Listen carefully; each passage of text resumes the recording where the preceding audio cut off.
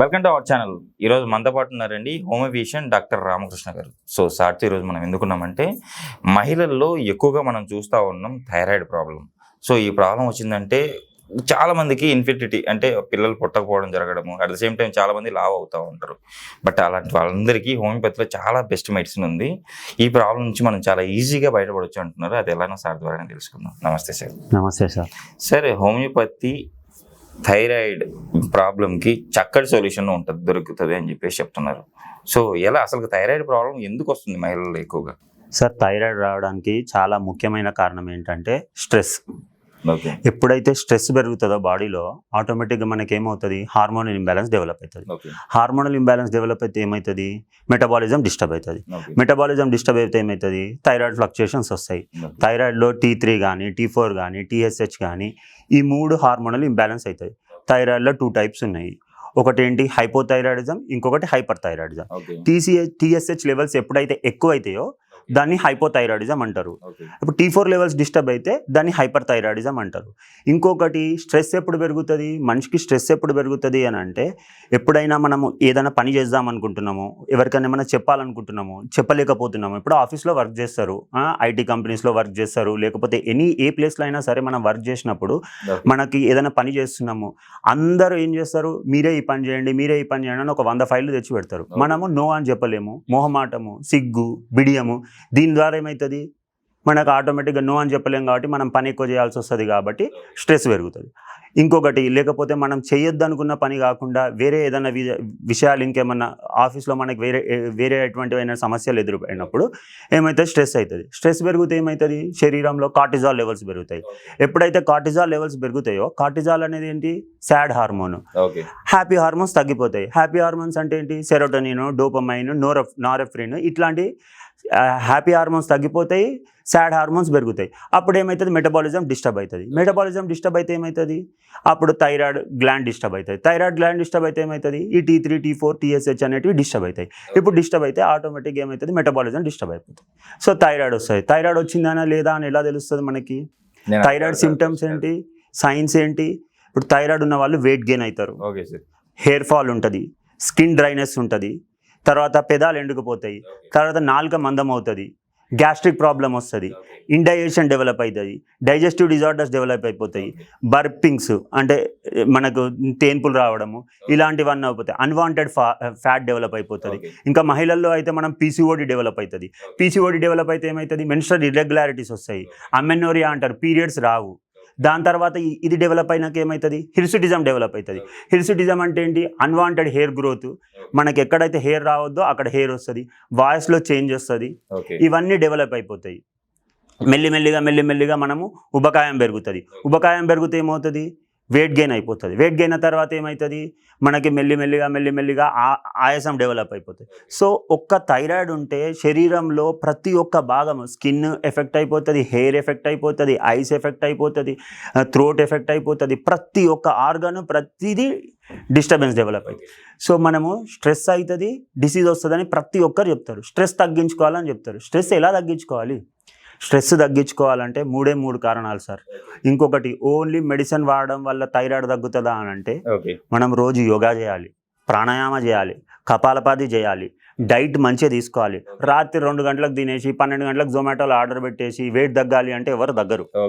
Wait తగ్గాలి అంటే ఏం చేయాలి, పొద్దున్న లేవాలి, ఎక్సర్సైజ్ చేయాలి, ఫిజికల్ యాక్టివిటీ చేయాలి, యోగా చేయాలి, ప్రాణాయామ చేయాలి, డైట్ మంచిగా తీసుకోవాలి. డైట్ ఎలా తీసుకోవాలి, మనము ఎప్పుడైనా మార్నింగ్ ఎక్కువ తినండి, బ్రేక్ఫాస్ట్లో ఎక్కువ తినండి, లంచ్లో ఎక్కువ తినండి, కానీ డిన్నర్ మాత్రం తక్కువ తినండి.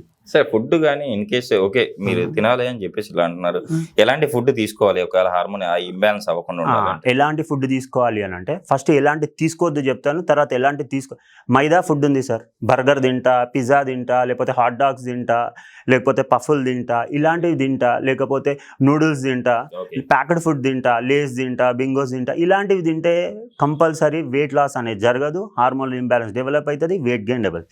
ఏం తీసుకోవాలి, మనము ప్రాపర్ డైట్ తీసుకోవాలి. ప్రాపర్ డైట్ అంటే డైలీ తేనె, నిమ్మరసం, నీళ్లు తాగడము, ఇలాంటివి 3 కలుపుకొని తాగడము, కొంచెం పించ్ ఆఫ్ టర్మరిక్, కొంచెం ఒక గ్లాస్ ఆఫ్ వాటర్లో మనం 2 స్పూన్స్ హనీ, ఒక half lemon, pinch of turmeric అంటే కొంచెం పసుపు. తేనె ముఖ్య పని ఏంటి సార్? తేనె అంటే న్యాచురల్ యాంటీబయాటిక్. సో మనం న్యాచురల్గా యాంటీబయాటిక్ తీసుకున్నాం కాబట్టి బాడీలో శరీరంలో ఇన్ఫెక్షన్స్ ఉన్నా క్లియర్ అయిపోతాయి. టర్మరిక్ అంటే టర్మరిక్ పని ఏంటి? Natural antiseptic. ఏమన్నా మనం చిన్నప్పుడు పాతకాలంలో దెబ్బలు తాకితే ఏమయ్యేది? మనము పసుపు పెట్టేది, ఎందుకంటే న్యాచురల్ యాంటీసెప్టిక్ కాబట్టి. సో మనం తేనె తీసుకోవడం వల్ల యాంటీబయాటిక్ లక్షణాలు ఉన్నాయి, ఇంకొకటి మనము పసుపు తీసుకోవడం వల్ల యాంటీసెప్టిక్ లక్షణాలు ఉన్నాయి. ఈ 2 విధాల ఆరోగ్యానికి మంచిదా? తర్వాత నెక్స్ట్ ఏం చేయాలి మనము? తులసాకులు, water. Tulsi is what? Natural antihistamine. మనము చూస్తాం కదా, సినిమా థియేటర్కి వెళ్ళినప్పుడు కిచ్ ఉందా, తులసి ఉందా అని అంటారు. ఎందుకు? సో తులసి ఏంటంటే న్యాచురల్ యాంటీహిస్టమైన్. సో ఇలా ప్రకృతి సహజంగా ఇవి తీసుకుంటూ, లవంగాలు ఎందుకు తీసుకుంటాము? గ్యాస్ట్రిక్ ప్రాబ్లం ఉన్నా అది కూడా అడ్రస్ చేస్తుంది. సో మనకి వెయిట్ గెయిన్ కాకుండా, తర్వాత ఏమైనా ఇన్ఫెక్షన్స్ ఉన్నా అడ్రస్ అవుతూ, ఇంకొకటి ఇవన్నీ చేస్తూ ఉంటే మనకు న్యాచురల్గా ప్రకృతి సహజంగా డైట్తో మనం రెస్ట్రిక్ట్ చేయొచ్చు థైరాయిడ్ని. దాంతోపాటు స్ట్రెస్ తగ్గించుకోవాలి. స్ట్రెస్ తగ్గించుకోవాలంటే ఏం చేయాలి? మనము మంచి సినిమాకి వెళ్ళడము, పాటలు వినడము, నచ్చిన ఫ్రెండ్స్తో టైం స్పెండ్ చేయడము, తర్వాత ట్రావెల్ చేయడము, గుడికి వెళ్ళడము, మనకు నచ్చిన పని, మనకి ఇష్టమైన పని అది చేస్తూ ఉంటే మనకేమవుతుంది? స్ట్రెస్ హార్మోన్ తగ్గుతుంది. స్ట్రెస్ హార్మోన్ అంటే కార్టిజాల్ తగ్గుతుంది. తర్వాత ఎంజాయ్ చేస్తాము, సినిమాకి వెళ్తాము, డ్యాన్స్ చేస్తాము, పాటలు వింటాము, అప్పుడు ఏమవుతుంది? హ్యాపీ హార్మోన్స్ పెరుగుతాయి, సెరోటోనిన్, డోపమైన్, నారెఫ్రిన్. ఇప్పుడు ఇది పెరిగి ఇది తగ్గితే ఏమవుతుంది? ఆటోమేటిక్గా మెటబాలిజం నార్మల్ అవుతుంది. అప్పుడు ఏమవుతుంది? థైరాయిడ్ హార్మోన్స్ కూడా నార్మల్ అవుతాయి. ఎప్పుడైతే థైరాయిడ్ హార్మోన్స్ నార్మల్ అయిందో పీసీఓడి తగ్గిపోతుంది, వెయిట్ గెయిన్ తగ్గిపోతుంది, తర్వాత మన స్కిన్ డ్రైనెస్ పోతుంది, హెయిర్ ఫాల్ కంట్రోల్ అయిపోతుంది. అంటే ఒక్క థైరాయిడ్ మన శరీరాన్ని తినేస్తుంది. సో థైరాయిడ్ నార్మల్ ఉండాలంటే స్ట్రెస్ ఉండకూడదు. స్ట్రెస్ ఉండకూడదు అని అంటే ఎవరికైనా ఎప్పుడైనా ఏదైనా ప్రాబ్లం ఉంటే, ఏదైనా చెప్పాలనుకుంటే చెప్పేసేయాలి. మనసులో పెట్టుకొని సప్రెస్ చేసుకొని ఆరోగ్యం ఖరాబ్ చేసుకోవద్దు. చెప్పలేని పరిస్థితి ఉంది, ఫర్ ఎగ్జాంపుల్ చెప్పలేని పరిస్థితి ఉంటే మనం ఏం చేయాలి? ఒక పెన్ను, పేపర్ తీసుకొని మన ఎమోషన్ని పేపర్ మీద రాసేసి చింపేసి డస్ట్బిన్లో పడేయాలి. అంటే మన ఎమోషన్ని కూడా బయటికి కక్కేసేయాలి మనం.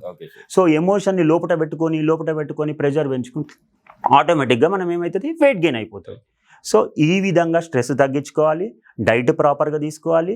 ప్రాపర్ హోమియోపతిలో వండర్ఫుల్ మెడిసిన్స్ ఉన్నాయి, సైడ్ ఎఫెక్ట్స్ లేవు. హోమియోపతి మెడిసిన్లో వండర్ఫుల్ ఎందుకు ఉన్నాయనంటే హోమియోపతిలో ప్లాంట్ సోర్సెస్ నుంచి మెడిసిన్స్ తయారు చేస్తారు, యానిమల్ సోర్సెస్ నుంచి మెడిసిన్స్ తయారు చేస్తారు, మినరల్స్, మెటల్స్, వండర్ఫుల్ మెడిసిన్స్ ఉన్నాయి. అంటే ఫర్ ఎగ్జాంపుల్ గోల్డ్ నుంచి మెడిసిన్ తయారు చేస్తారు, సిల్వర్ నుంచి మెడిసిన్ తయారు చేస్తారు, కాపర్ నుంచి తయారు చేస్తారు, ఐరన్ నుంచి తయారు చేస్తారు. అవన్నీ మనకు అవసరమైనవి. ఇప్పుడు థైరాయిడ్ విషయంలో మనకి మెటల్స్ నుంచి అవసరం. థైరాయిడ్లో ఐరన్ మెటబాలిజం డిస్టర్బ్ అయింది అనుకోండి, అప్పుడు కూడా మనకు ఐరన్ కావాలి కదా. థైరాయిడ్లో అయోడిన్ చాలా ఇంపార్టెంట్. సో అయోడిన్ డిస్టర్బెన్స్ అవుతుంది. సో అయోడిన్ కూడా ఇంపార్టెంట్ కదా. అయోడినం అని ఒక మెడిసిన్ ఉంటుంది హోమియోపతిలో, అది కూడా మనకి చాలా అవసరం.